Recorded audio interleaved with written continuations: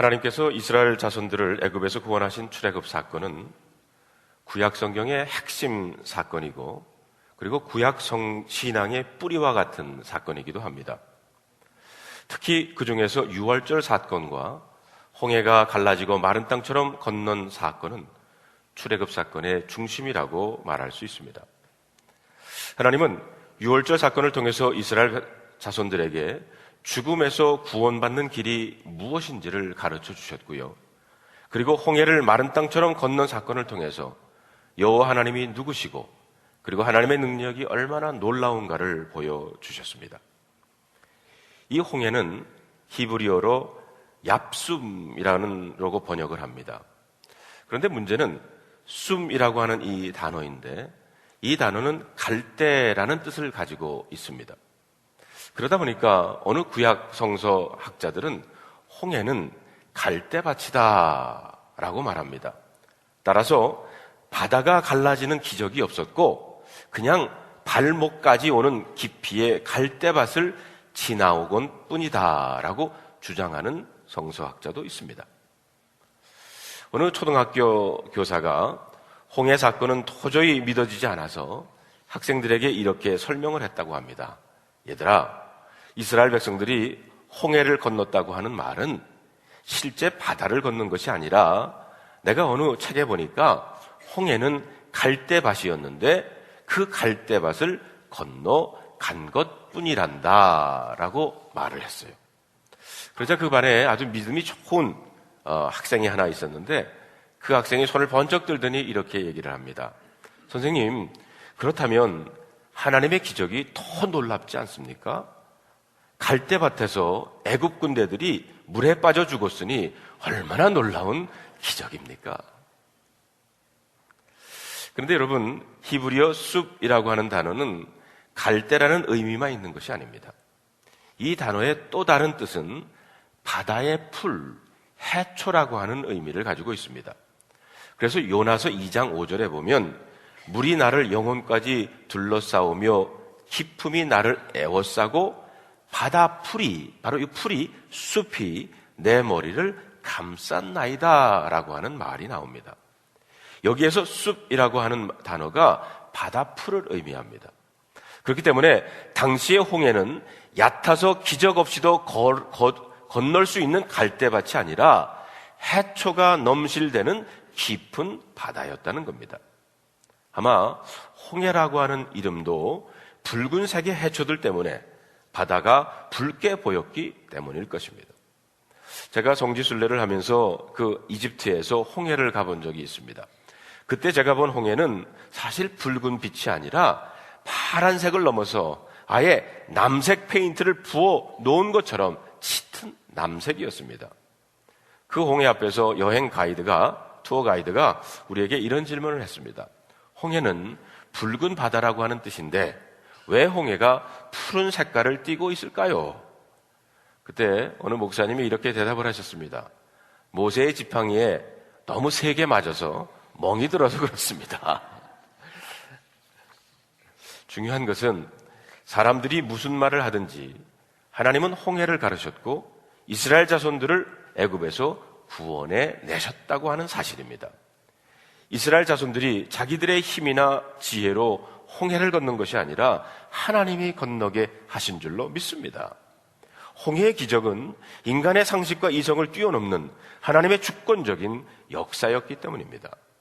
사람들의 상상을 뛰어넘어서 어마어마한 기적을 하나님께서 행하신 겁니다. 자, 하나님께서 어떻게 이스라엘 자손들로 하여금 그들을 가로막고 있는 홍해를 건너게 하셨습니까? 저희들이 그 십계라고 하는 영화를 장면을 제가 설교할 때마다 지금 보여드리고 있는데, 그 율브린너가 바로 왕의 역할, 또 찰턴 헤스턴이 모세 역할을 했죠. 애국 군대가 뒤에서 쫓아오는 절박한 상황에 모세 역할을 했던 찰턴 헤스턴이 여기 장면처럼 지팡이를 손에 들고 손을 높이 들자 강한 바람이 불어와서 바다에 길을 만듭니다. 바다가 갈라지는 그 장면은 이 영화를 처음 봤을 때 어린 저에게 상당히 충격적인 그 장면이었습니다. 그때만 해도 컴퓨터 그래픽이 발달되지 않았을 때인데도 어떻게 바다가 갈라지는 그 장면을 그렇게 잘 표현했는지 정말 놀랐어요. 근데 감동이 여기 유니버설 스튜디오에 와가지고 다 깨지곤 말았어요.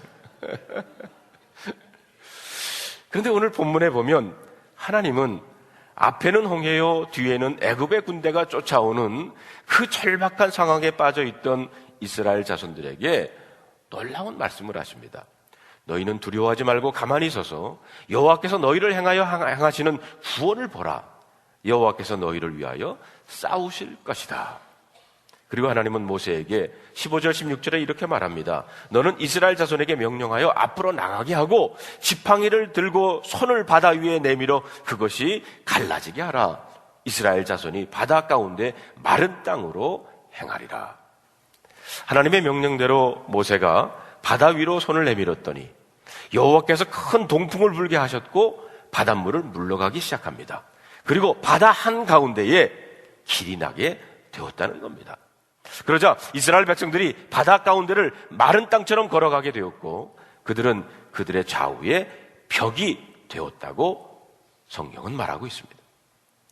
하나님은 그 순간에 물과 구름 기둥으로 뒤에서 쫓아오는 애국 군대를 어지럽게 해가지고 이스라엘 백성들을 추격하지 못하게 했습니다. 나중에 애굽 사람들과 바로의 왕의 말들과 병거들과 마병들이 다 이스라엘 자손을 추격하기 위해서 그 바다 한가운데로 들어왔어요. 그리고 이스라엘 자손들이 홍해를 다 건너자 하나님은 모세에게 내 손을 내밀어 물이 애굽 사람들과 그들의 병거와 마병들 위에 다시 흐르게 하라라고 했습니다. 모세는 하나님의 명령에 따라서 지팡이를 든 그의 손을 바다 위에 내밀자 그 순간 바다의 힘이 다시 회복이 됩니다. 바닷물이 애굽 사람들 위에 덮쳤고 그들은 그곳 바다에서 다 죽게 되었습니다.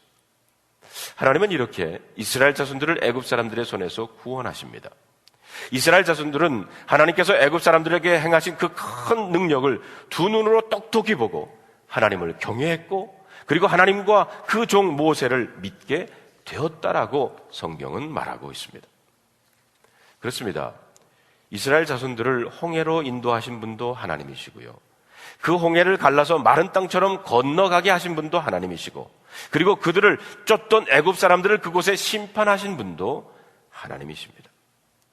이스라엘 자손들이 홍해길을 선택한 것이 아니었고 모세가 홍해를 가른 것도 역시 아니었습니다. 모세는 홍해를 가를 만한 능력 있는 존재가 아닙니다. 그는 단지 하나님의 말씀에 순종했을 뿐입니다. 하나님께서 홍해를 가르셨습니다. 홍해의 기적은 철저하게 하나님의 작품입니다. 성도 여러분, 저와 여러분의 삶에도 이런 하나님의 기적이 일어나기를 바랍니다. 앞으로 우리가 걸어가는 삶의 길을 아시는 하나님이 가장 좋은 길로 저와 여러분들을 인도해 주실 줄로 믿습니다. 여러분 혹시 가다가 홍해와 같은 일을 만나게 될 수 있습니다. 그러나 하나님께서 아예 홍해를 갈라서 이스라엘 자손들로 하여금 마른 땅처럼 건너가게 하신 것처럼 여러분들의 삶에도 그런 기적이 이루어질 줄로 믿습니다. 그런데 우리는 오늘 본문에서 두 가지 사실에 좀 집중해 둘 필요가 있습니다. 그 첫 번째가 바로 하나님께서 모세에게 내 손을 바다 위로 내밀라 라고 하는 말씀을 반복해서 하십니다. 홍해의 기적을 기록한 출애굽기 14장 16절로 31절에 이 짧은 본문에서 무려 4번이나 손을 내밀라라고 하는 말씀이 반복되어 나옵니다. 자, 이 16절에 있는 말씀을 우리 다 같이 한번 읽어보겠습니다. 시작. 지팡이를 들고 손을 바다 위로 내밀어 그것이 갈라지게 하라. 이스라엘 자손이 바다 가운데서 마른 땅으로 행하니라. 여기에만 있는 것이 아니라 21절 말씀에도 보면 모세가 바다 위로 손을 내어 민대 26절에 보면 여호와께서 모세에게 이르시되 내 손을 바다 위로 내어 밀어 27절에 역시 모세가 곧 손을 바다 위로 내어 밀매라는 말씀이 나옵니다. 계속 반복되는 구절이 바로 손을 내밀라라는 겁니다. 왜 하필 하나님은 모세에게 내 손을 내밀라고 하셨습니까? 손을 내밀라라고 하는 이 말은 상당히 의미가 있는 표현입니다. 원래 사람에게 있어서 이 손은 참 중요한 지체입니다. 사람과 동물을 구별하는 차이 중에 하나가 바로 사람이 손을 가졌다는 것입니다. 그래서 어떤 분은 인간의 문화는 바로 손에서 비롯되었다라고 말하기도 합니다. 우리는 흔히 일을 잘하는 사람들을 가리켜서 수단이 좋다 혹은 수완이 좋다고 말합니다. 바로 수가 손숫자입니다. 손재간이 좋다는 뜻입니다. 또 많은 노력을 한 사람에게 격려하거나 치사할 때 수고하셨습니다 라고 말을 하는데, 그 뜻은 손이 고생하셨다는 말입니다. 한 사람의 삶이 어떤 변화를 일으킬 때에도 우리는 손을 씻었다라는 표현을 씁니다. 그래서 나는 도박에서 손을 씻었다, 나는 조직에서 손을 씻었다라고 표현을 합니다. 빌라도도 예수님께서에게 십자가형을 언도해 놓고는 자신은 이 일과 관계없다는 표시로 대야에 물을 담아서 손을 씻었다고 그랬어요. 대체로 사람들이 손을 내밀어 악수하는 것도 서로를 인정하고 신뢰한다고 하는 표시입니다. 그런 의미에서 우리 옆 사람이랑 한번 악수를 하시면서 믿습니다 한번 이렇게 한번 악수해 주세요. 서로 인정하고 신뢰한다는 뜻이 바로 이 악수입니다. 여러분, 이렇게 손을 내미는 행위는 믿음과 연관 있는 행동입니다. 만약 믿음이 없다면 사람들은 쉽게 손을 내밀 수 없을 것입니다. 하나님께서 모세에게 네 손을 내밀라라고 하신 것은 모세가 자신의 전 존재를 다해서 하나님을 신뢰하고 하나님께 순종한다는 말씀입니다. 손을 내미는 것은 그야말로 모세의 믿음을 드러내는 거예요. 혹시 모세가 손을 내밀었는데도 홍해가 안 갈라졌다 그러면 어떻게 됐겠습니까? 물론 그런 일은 없었겠지만 아마 굉장히 창피했을 겁니다. 그런데 모세는 지팡이를 든 손을 바다 위로 내밀었습니다. 하나님의 말씀을 그대로 믿고 순종했다는 것입니다. 하나님께서 홍해를 어떻게 가르실지 그 방법은 모세는 잘 몰랐지만 하나님께서 홍해를 가르실 것을 모세는 하나님께서 말씀하셨기 때문에 그 말씀을 믿고 행했던 겁니다. 그는 믿음으로 손을 내밀었어요. 모세가 믿음의 손을 내밀자 하나님은 모세가 상상할 수 없었던 방법으로 홍해를 가르셨습니다. 여러분, 한번 우리가 출애굽기 앞장으로 돌아가 봐서 출애굽기 4장 20절을 한번 기억해 보시기를 바랍니다. 모세가 그 20절에 보면 모세가 그의 아내와 아들들을 나귀에 태우고 애굽으로 돌아가는데 모세가 하나님의 지팡이를 손에 잡았더라. 하나님께서 모세를 호렙산에 불러가지고 이제 여러 가지 모세가 처음에는 못 간다고 했는데 이제 순종하고 애굽으로 돌아가는 그 모세의 손에 하나님의 지팡이를 잡았다는 겁니다. 즉 모세가 든 지팡이는 하나님의 지팡이입니다. 결국 홍해를 향해 내민 손은 모세의 손을 통한 하나님의 손인 것입니다. 하나님께서는 오늘도 우리를 향해서, 여러분들을 향해서 하나님의 기적의 손을 내밀고 계시는 줄로 믿습니다. 그런데 우리가 계속해서 본문을 읽어보면 하나님의 기적은 홍해를 가른 것만이 아닌 것을 알 수가 있습니다. 자, 오늘 21절에 있는 말씀을 다 같이 한번 읽어보겠습니다. 시작. 모세가 바다 위로 손을 내밀매 여호와께서 큰 동풍이 밤새도록 바닷물을 다 물러가게 하시니 물이 갈라져 바다가 마른 땅이 된지라. 여기서 우리가 눈여겨봐야 될 것은 큰 동풍이라는 것과 마른 땅이라고 하는 단어입니다. 하나님은 큰 동풍을 동원하셨습니다. 어느 정도 바람을 동원하면 바닷물을 갈라놓을 수 있겠습니까? 아마 강력한 바람이었을 거예요. 마치 하나님의 손길이 지나가듯이 바람이 지나가면서 바다가 갈라집니다. 더 중요한 것은 이스라엘 자손들이 가는 길이 마른 땅이 되었다는 겁니다.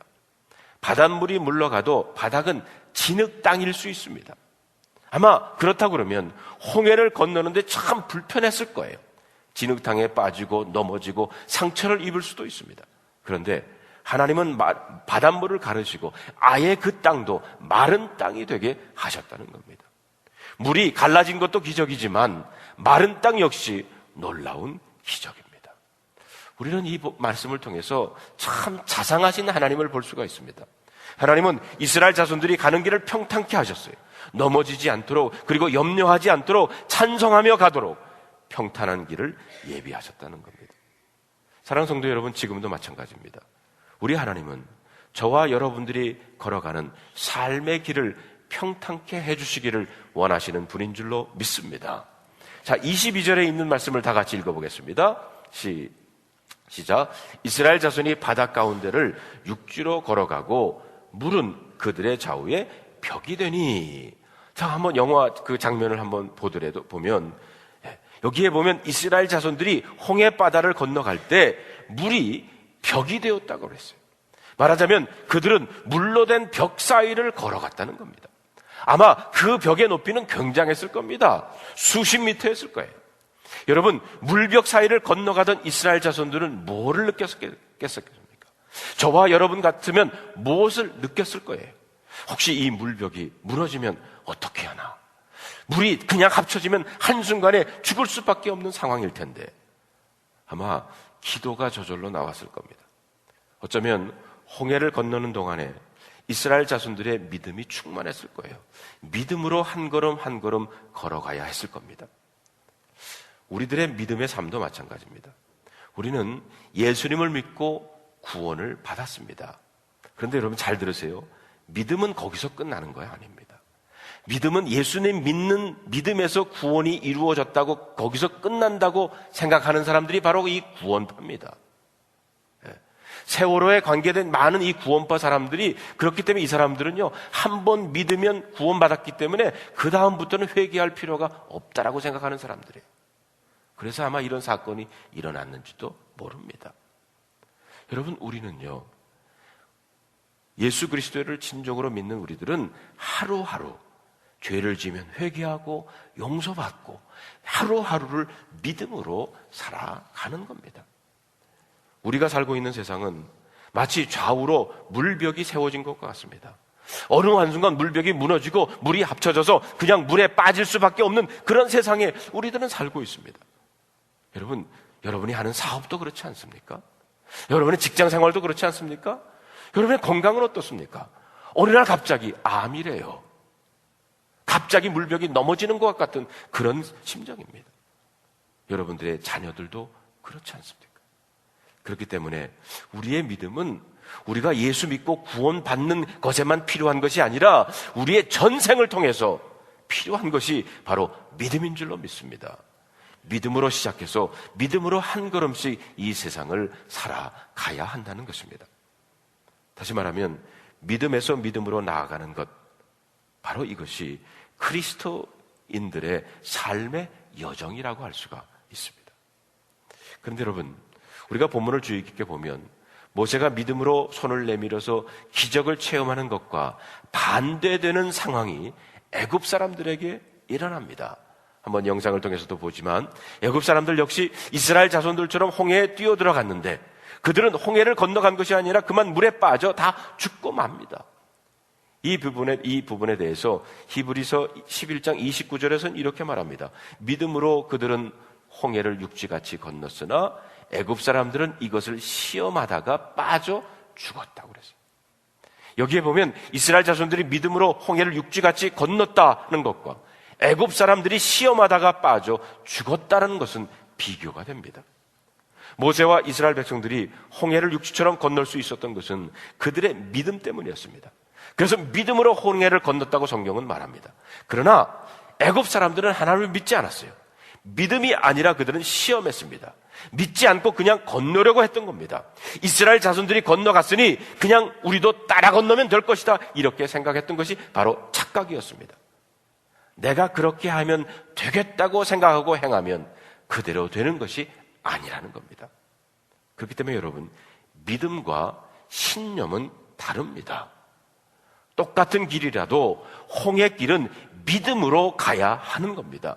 똑같은 길이지만 믿음이 아니라 하나님을 시험하는 마음으로 건넜던 애굽 사람들은 그곳에서 빠져 죽고 말았습니다. 성도 여러분, 이 선명한 분기점이 무엇입니까? 홍해를 마른 땅처럼 건너간 이스라엘 자손들과 그 바다에서 빠져 죽은 애굽 군대의 차이는 무엇이었습니까? 바로 믿음입니다. 믿음은 생과 사를 결정지었습니다.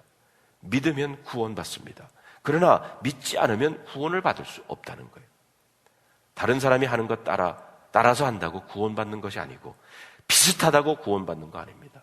내가 진정으로 믿어야 구원받는 겁니다. 누가 뭐라 해도 오늘 저와 여러분들은 바로 이런 믿음의 사람들이 되시기를 주님의 이름으로 축복합니다. 두 번째로 우리가 오늘 본문에서 주목해야 될 것은 이 새벽이라고 하는 단어입니다. 24절에 보면 새벽에 여호와께서 불과 구름 기둥 가운데서 애굽 군대를 보시고 라고 했어요.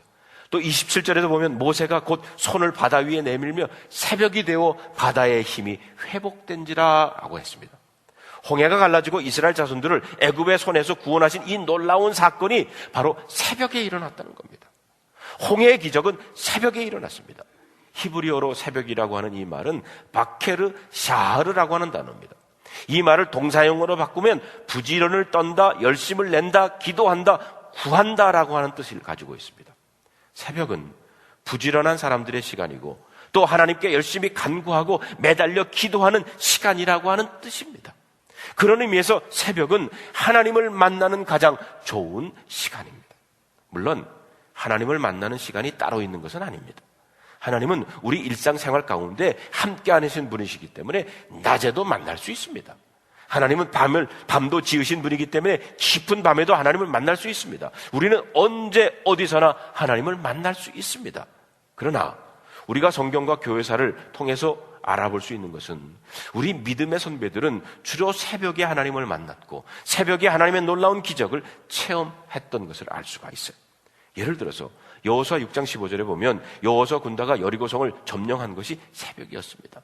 7째 날 새벽에 그들이 일찍이 일어나서 전과 같이 같은 방식으로 그 성을 7번 도니 성경에 그렇게 기록되어 있어요. 새벽에 성을 7번 돌자 성이 무너졌다고 그랬습니다. 출애굽기 16장을 보면 광야 생활했던 이스라엘 백성들을 위해서 하나님께서 만나를 주셨는데 그것을 주신 것도 바로 새벽이었습니다. 시편 46편에 보면 새벽에 하나님이 도우시리니 시편 119편에 보면 내가 날이 밝기 전에 부르짖으며 주의 말씀을 바라싸우며 주의 말씀을 조용히 음조리려고 내가 새벽녘에 눈을 떴다고 그랬어요. 우리 주님 역시 언제나 새벽 일찍이 일어나서 한적한 곳에 나가서 따로 기도하기를 좋아하셨습니다. 그리고 주님이 부활하신 시간도 역시 새벽이었습니다. 유명한 주석가 베이컨은 지상에서 하늘나라와 비슷한 시간을 보려면 이른 새벽에 일어나 보라고 했어요. 또 어떤 분은 마귀는 밤을 좋아하고 그래서 밤에 역사하고 성령은 새벽에 역사한다는 말을 합니다. 아마 새벽은 하나님이 역사하기 좋은 시간인 것 같습니다. 언젠가 그 세계적인 전도자인 빌리그레햄 목사님이 이런 말씀을 하신 적이 있어요. 나는 세계를 순회하며 인상 깊게 감동받은 몇 나라를 기억하고 있다. 내가 캐나다에 갔을 때 아름다운 새소리와 함께 눈을 떴는데 캐나다는 자연이 아름다운 나라임을 그때 나는 알았다. 일본에 갔을 때는 출근하는 요란한 발자국 소리와 아침에 돌아가는 공장의 요란한 엔진 소리와 함께 눈을 뜰 수 있었다. 그때 나는 일본이 경제대국이요 발전하는 나라임을 알 수 있었다. 세 번째 나는 동방의 작은 나라 한국에도 갔었다. 고요한 새벽에 기도회를 알리는 교회 종소리, 교회 가는 성도들의 발자국 소리에 나는 눈을 떴다. 마지막 종말의 시대를 살아가고 있는 우리 모두에게 영적인 잠을 깨우는, 새벽을 깨우는 함성이 한국교회에서부터 시작되었음을 그때 나는 알 수 있었다. 우리가 알다시피 새벽 기도는 한국교회의 좋은 전통입니다. 한국교회는 새벽 기도를 통해 부흥했다고 해도 과언이 아닙니다. 그렇습니다. 오늘 본문은 홍해가 갈라지는 기적이 바로 새벽에 일어났다고 기록하고 있어요. 어떤 면에서 새벽은 우리가 하나님의 도움을 받을 수 있는 가장 귀한 시간이 됩니다. 저와 여러분들이 새벽을 깨우는 교회가 되었으면 좋겠습니다. 새벽에 기도하고 새벽에 임하시는 하나님을 경험해 보시는 여러분들이 되시기를 바랍니다. 성도 여러분, 우리의 삶의 길에는 홍해와 같은 큰 장애가 있을 수 있습니다. 이스라엘 자손들처럼 앞에는 홍해요, 뒤에는 애굽의 군대가 쫓아오는 그런 절박한 상황을 우리들도 만날 수 있습니다. 그러나 그 순간 믿음의 손을 내밀어 보시기를 바랍니다. 하나님은 모세에게 내 손을 바다 위로 내밀라 하셨고 모세는 그 명령에 따라서 손을 내밀었더니 홍해가 갈라졌습니다. 2차 대전 후에 독일의 어느 마을에, 자그마한 마을에 교회가 있었는데 교회 건물은 다 무너졌어요. 그래서 그 교회 건물을 이제 전쟁이 끝나고 동네 사람들이 와서 다시 재건축을 했습니다. 근데 교회 앞에 예수님의 동상이 있었는데 그 예수님의 동상이 폭격으로 인해서 넘어졌어요. 그래서 가보니까 예수님의 오른손 하나가 이게 동상이 이제 부러졌더래요. 그래서 임원회가 모여서 예수님의 동상을 다시 다 만들어 세울 것이냐, 아니면 손만 만들어서 거기다 붙일 것이냐, 이렇게 오랫동안 토론을 했습니다. 그리고 나중에 그 교회 앞에 가봤더니 예수님의 그 동상이 오른손이 그냥 잘려진 채 거기에 그대로 서 있었대요. 그런데 그 밑에 이런 문구가 새겨져 있습니다.